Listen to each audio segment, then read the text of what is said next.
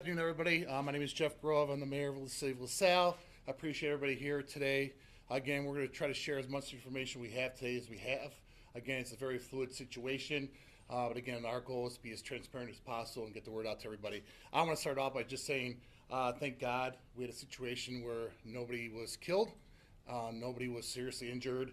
As you saw footage, that's kind of a miracle in itself. So obviously, that's the most important thing, that everybody's healthy and happy, and buildings and stuff can be replaced. So a lot of this is possible that we didn't have the injuries and stuff because of our fire chief, Chief Jerry Jank. So I want to appreciate him, our police chief, Mike Spaginski, for doing a great job, and obviously the whole supporting community with the fire departments, public works, just doing a super job of helping the situation get secured, and our partnership with Karis, and they'll be sharing some information as well. So, Chief. At approximately 9 a.m. this morning, LaSalle Fire Department responded to a report of a structure fire at Karis Chemical Company at 1500 8th Street. That's 1500 8th Street, like the number 8. Upon our arrival, several minutes later, we found a well-involved building, meaning we had heavy fire at the time. Immediately within the time frame, we elevated to a fourth alarm through mutual aid box alarm system, MABUS. The fire was contained by noon. All plant personnel were accounted for immediately. There were no civilian injuries. We had one minor firefighter injury that was treated and released. We had numerous fire agencies responded. We are MABUS Division 25 in LaSalle County. We exhausted the available companies in MABUS 25. We asked for help and received from MABUS Division 38 and Division 15, which are neighboring divisions. At this point, I don't have any further information. I will pass it on to Karis representative. Good afternoon, Alan Gibbs with Karis, and I've got a little statement here I wanted to share with everybody. So similar to what Jerry said, around 9 a.m. this morning, there was a fire at the Karis LLC facility, manufacturing facility. Fortunately, all the employers and contractors were accounted for. The fire, as you heard, is under control. Safety is our top priority, and we appreciate the diligence of the LaSalle, Peru, and area fire responders. Thank you very much.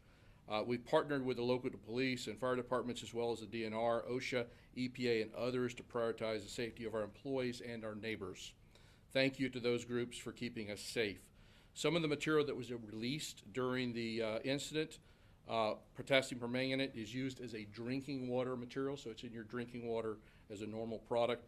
If you come in contact with that material, it can cause staining on the skin. The material can be safely rinsed away with water. This material looks slightly pink or green when it comes first in contact with water. The stain does not pose a health threat, but if you can remove the stain with a 1-to-1 solution of household vinegar and household hydrogen peroxide. It will not take a large amount to remove the stain. It appeared the impacted area is limited to an area north and northwest of the plant. And what we've done, if you have questions, and you know that you will, we set up a hotline that'll be open after 5 o'clock today that you can call, and that's 815-224-6206. I think I'm going to turn it over to... We also have an EPA representative that can Yep. get a statement provide. My name is Robert Kondrick. I'm with the United States Environmental Protection Agency, and I'm an on-scene coordinator. We came to the site around 2 p.m., and I have a few contractors on site that are currently doing some air monitoring upwind to see if there's any residual smoke plume and what would be in that smoke plume. Talking with the chief and some other fire representatives, it appears that no AFFF foam had been used on this site. The runoff from the firefighting extinguishing, that has all, from my understanding, been contained on site. And I had Illinois EPA, U.S. Coast Guard was out here, and also some contractors took a walk around to make sure that this product was not going into the Vermilion River. For a quick assessment that we did since we've been on site, it does not appear that this material made it to the Vermilion River. However, we'll continuously monitor this to make sure that that's not happening. Okay, at this time, we can take a few questions, 4 to 5 questions. Whoever has the answer for the question, please step in front of the microphones to assist the media. Do we have any questions right now? Yeah, Robert, when will you get the air monitoring results? Like, how fast do those come back, or are you starting to get those?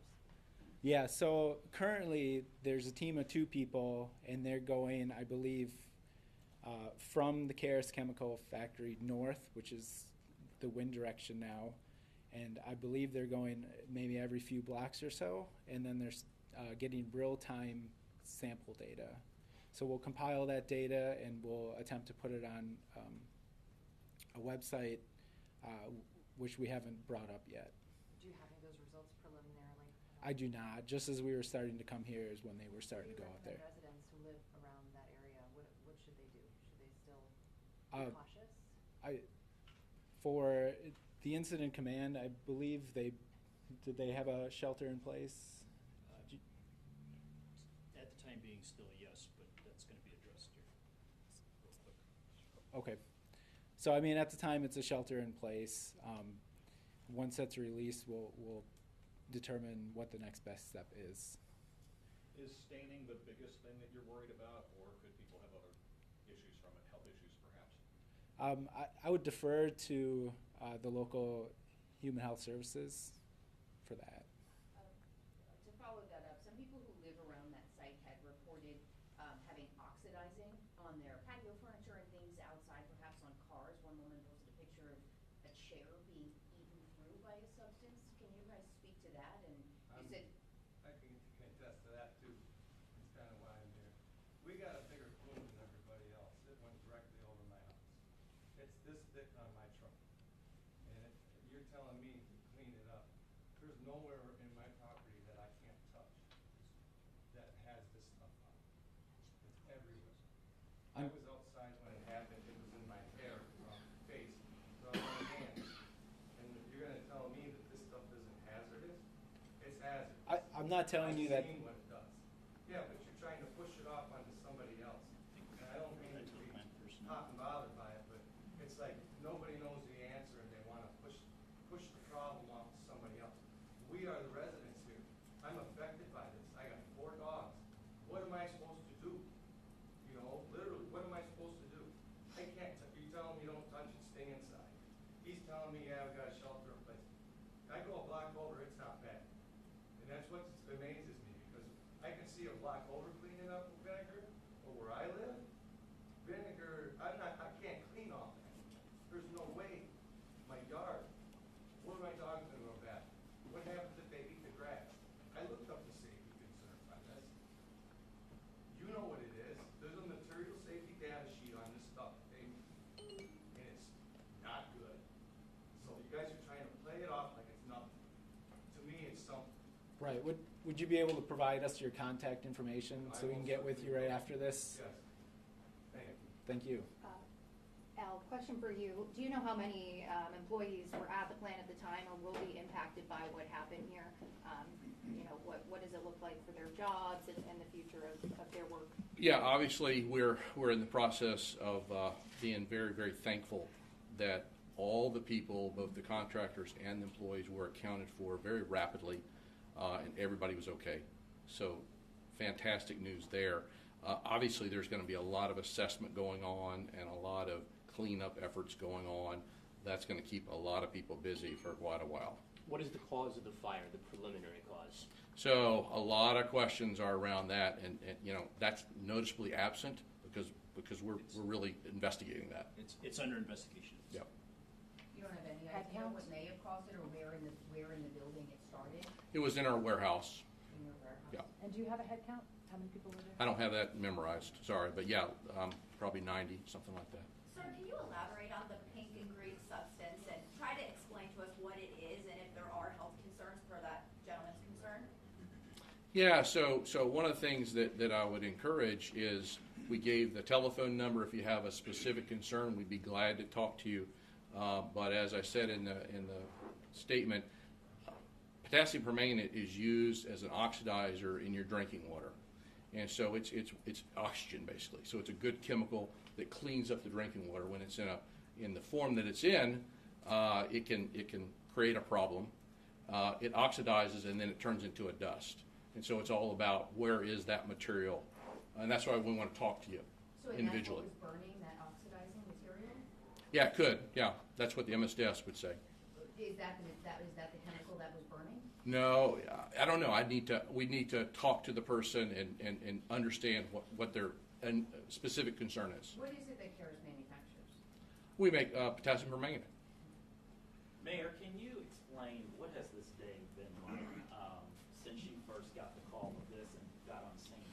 Yeah, that's an awesome question, and obviously we all want the same answers to the questions you have. And with today's social media and communication ability, right away I got a picture from my daughter who saw it out the window from her school, and so it doesn't take long, right, for people to know what's going on. We were in the same situation as you all are, as our residents are, is let's find out what's going on. How is that going to affect us? When we found out it was Karis chemical, we obviously want to know what's going on there as far as health risks outside the actual scene, what happened, make sure everybody was good there, but what exactly is the issues after, if there's anything to the air, and that's what we're trying to find out now. I feel pretty comfortable with the Karis statement today, that it sounds like it's a situation where you're going to have some issues with staining stuff. We're hoping that's the case, and that's all there is to it. But again, it was a whirlwind day. We want to know the answers just like everybody else did. I had some local news people that we always like to communicate with, and a lot of times, I couldn't really get back with anybody because we didn't know yet. We were in the same situation as everybody else, and it'd be, not good if I try to give out some information and find out it was false. So I want to make sure, that's why we had this later on today at 4 o'clock. So we have a chance to get some more details, and as you know, we're going to have another one tomorrow at 2 p.m. to try to get even more additional information. But again, it would be irresponsible. We just came out and said, hey, this is what's going on. But it's a lot of moving parts, fluid situation. We want to know, should the schools be released? Should the schools stay in the full day, right? And those are all things we're working out with the whole community, as well as trying to make sure the main scene is being addressed as far as the fire in the surrounding neighborhood. So a lot going on, a lot of communication. I appreciate. We tried our best. I apologize if we didn't get back to everybody, but we're trying our best to make sure we get that information out, factual information out. Do you know the last time something like this has happened at a plant? I would say probably in the Salle area when we had a New Year's Eve fire at abandoned West Clocks facility, clock manufacturer. But again, it was a different situation because there was not employment there. There were no people in there. It was a storage facility. But Mayor Ken is here from Peru, and he remembers that night. It was again a 5-alarm fire where everybody, all hands were on deck. But that was a situation where, again, blessing that there was nobody in that working in the building at the time. But as far as response by the community, not knowing exactly what's in that building for storage, was probably the same scale as this. But I would say, obviously, with the amount of lives, this is a much more higher scale level compared to the West Sox. But again, that was probably 10 years ago, 11 years ago. What's going to happen with the shelter in place? I think, again, I don't want to speak out of turn, but we're going to justify it and make sure. I think the initial one was, we just did part of the town shelter in place because of where the wind was blowing the smoke. As Mr. Hicks said, it was the north and then west of LaSalle was kind of getting it. So I think we just did more as a precautionary to make sure until we got more information as to what's going to happen. But I'm hoping we'll kind of have the green light on that soon. But again, that's not above my pay grade. So is the shelter in place still in effect then? It is officially. Some people are choosing on their own to, and it's their choice. To reiterate, the shelter in place is we don't want people wandering around the neighborhood right now, especially around that site. And I again, expect that will hopefully be addressed here very shortly. I think that's the majority of the answers that we have to provide at this time. Just check in local media, make sure there's no residents that have concerns that we're not addressing right now too. Olivia, go ahead. So what should people do now? There's a lot of uncertainty about whether there's health concerns or not. Can they let their pets out? Can they wash their car at a car wash? What should they do next? Would you let your pet out? Yeah. Can you guys elaborate at all right now? There was a lot of circulating conversation this morning about whether there were explosions. Have we determined if there was something that may have caused that anyone can speak to at this time? I'd probably say, Chief. We did have some reports of explosions on the scene. We believe that they were the effect of the fire, not the cause of the fire. Afterward, And you it was a extremely large body of fire when we got on scene initially, so. When do you think there will be an update on the shelter in place? Probably shortly. I believe that with the information that we have here, we're gonna reassess that really quick, and then, at this point, yeah, it's probably gonna be within an hour or so. Have Well, you again, experienced something like this before? What was it like? No, not with the product involved, no. So what was it like, I guess, fighting this fire? How can you describe that? Intense. Our people were right up close to it. It was a large structure fire. So you have a large body fire, a lot of heat, and it takes a lot of manpower to set up your operation and continue it with the amount of water we were flowing. So I think that does. I think we've answered all the questions we have available. Obviously, thanks to first responders for getting on the scene so quickly and getting it addressed. We will return tomorrow at 2 p.m. with any more information we get. Obviously, it's press conferences to show you, too, that we're in communication with the EPA, as well as Karis Chemical, and that will continue into the coming hours, days, and weeks. So thank you all very much. I appreciate